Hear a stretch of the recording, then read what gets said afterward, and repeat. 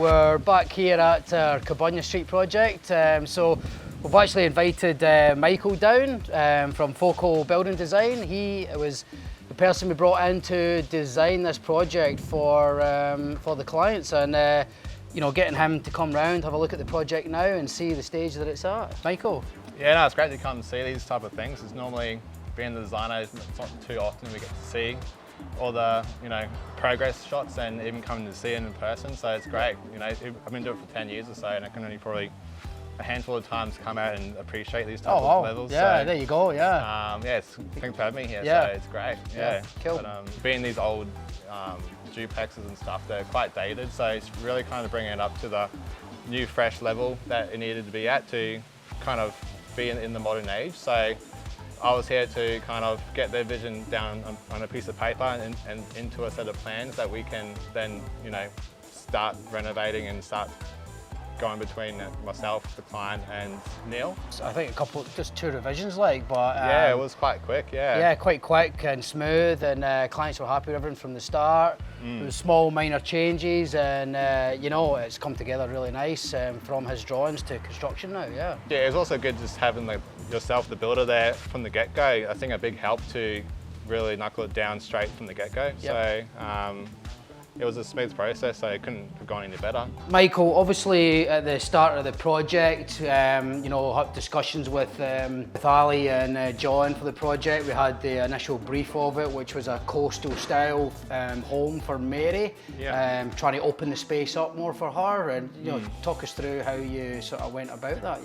Yeah, so basically, like, where we entered, it was a closed off kitchen and stuff like that. So our coastal design is more the open plan scenario, looking at, you know, the light colours, the bit of timber finishes throughout, like as you can see with the flooring that's installed, which is yeah, great to see this being down and kind of you know, relays what the design intent was at the start. So really with the design is really opening it up, making it bright and airy. Yep. So that's what our coastal look we're going for, and this is what's kind of developed over these last few months, and seeing it in action. Tying them selections in, tying them all together with your design, and you know, the VJ upstairs and the bathrooms, which we'll head up and we'll have a look at very soon.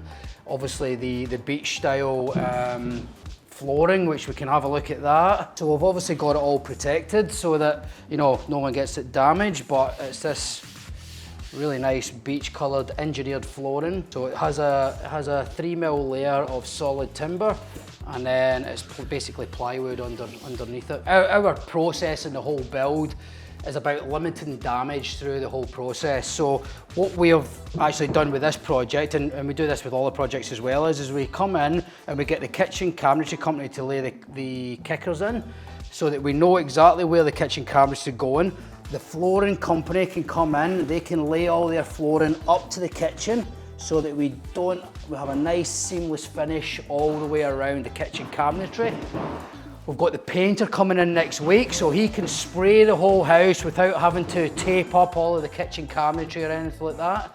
And we can proceed through to getting the cabinetry in, with the painter coming back and doing a final paint after all that cabinetry and stone has come in. Originally we had a laundry which actually came to about here, and it really closed off the whole walkway in. So we've opened this wall back to here.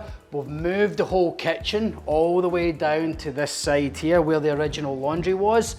And originally the bulkhead up here came all the way through to this joint, this expansion joint in the plasterboard. So the challenge with this, and the challenge that I set to Michael, was all the services for the shower and ensuite upstairs were all inside that bulkhead. So our challenge was to reduce that bulkhead while still being able to keep all the services up there. And with an old building like this and the old sets of joists, we can't drill through them joists anywhere, so it was a big challenge. But Michael had incorporated that whole design into your drawing and all the pipe work, so that we were able to achieve that. So basically, like, our joists are only yay big, so we only have that space to kind of work in our new plumbing to go through. So normally these bulkheads are covering all that, and that's what's hiding all these plumbing pipes going through it. So we were able to peel it back and rework this to be able to keep within our joist height, Yep. and then be able to redirect all our plumbing and minimize this bulkhead to be able to open up. Because there was a wall through here and a bulkhead running all the way through. So basically we're able to open it all up and be able to get a bit more minimalistic side of it, to Yep. be able to get that, you know, the coastal design, open plan, living type scenario with it. So that's keeping the kitchen not separated from, you know, the main living, it's all one big open area.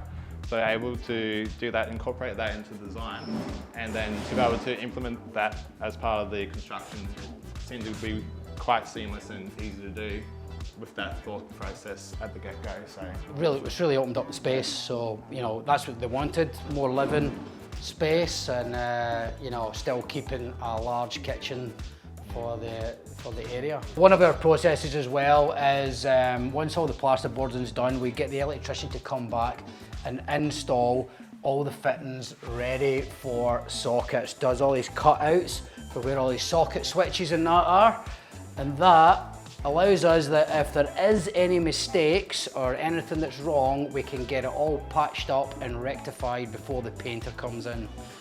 So you can see all that's all done.